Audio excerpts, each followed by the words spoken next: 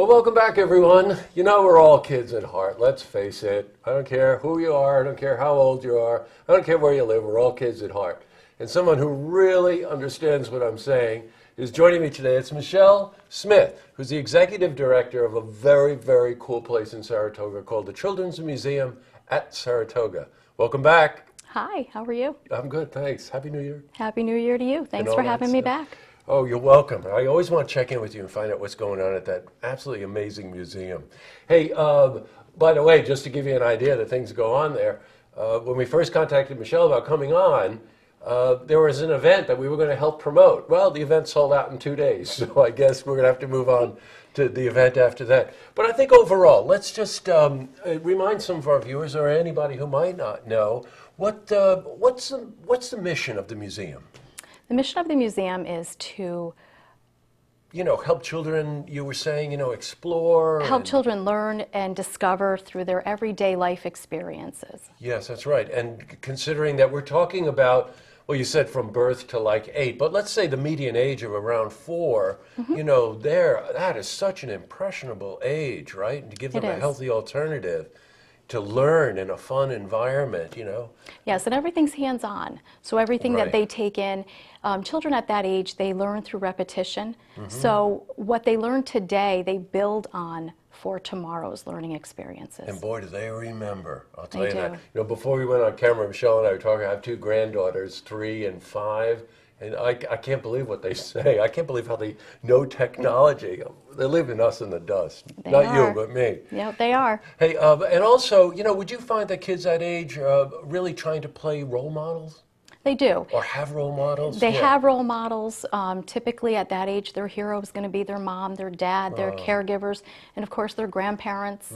And we see a lot of adults that bring the children into the museum, and they're just so interactive with the kids through our exhibits and the different opportunities that we're able to offer them. And it's nice to see those relationships building. Oh my God, yeah. The museum is a really active museum. I think at least from our conversation, it sounds to me that you're very program driven. We are. Right, aren't you? So in 2015, a lot of programs.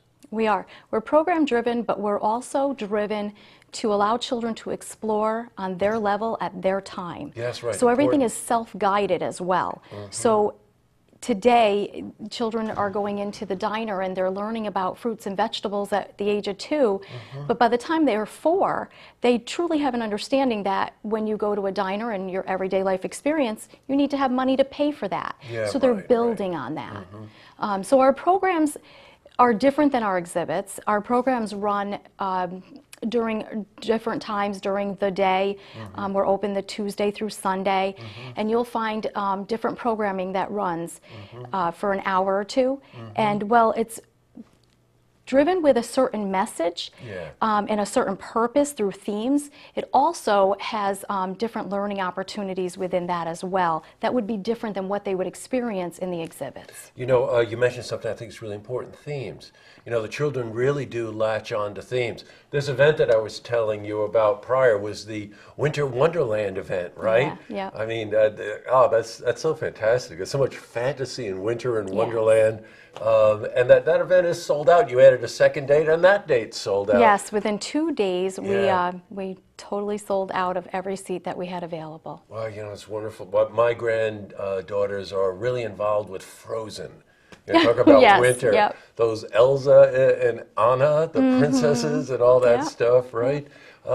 You mentioned that a lot of times at these events, you'll bring characters in, princesses and the like, dinosaurs and things, so that the kids can actually have that wonderful entertainment aspect to learning. Yes, absolutely, because it encourages them to open their mind to some of the other educational aspects that we provide for them during the program and during the party. Sure. Now, in February, you're not too late for a couple of really interesting events.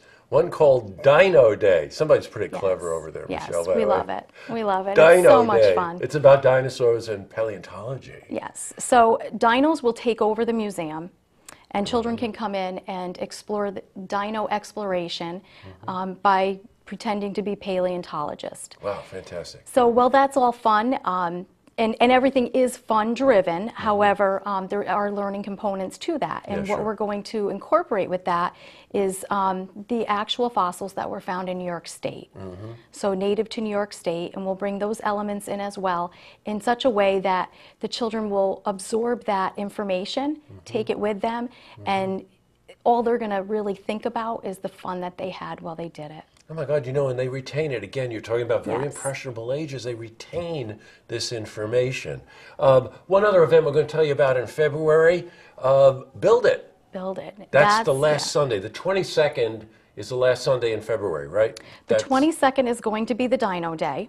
Oh, okay, that's I believe it is the last Sunday in February. Okay. And then February 7th is Build It. the Build It. Yeah, got it. Okay, all right. So with Build It, that program will run in a way that we'll have building blocks out for kids to explore. So there'll be ring blocks, Lego blocks, some of the cardboard, the larger blocks. So everything is fine motor, gross motor skill activities. Yeah, sure.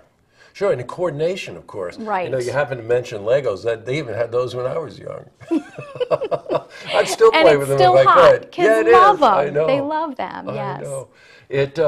Again, you really get the idea here. A wonderful environment where children can be themselves, and that wonderful entertainment component with a learning component driven right in there.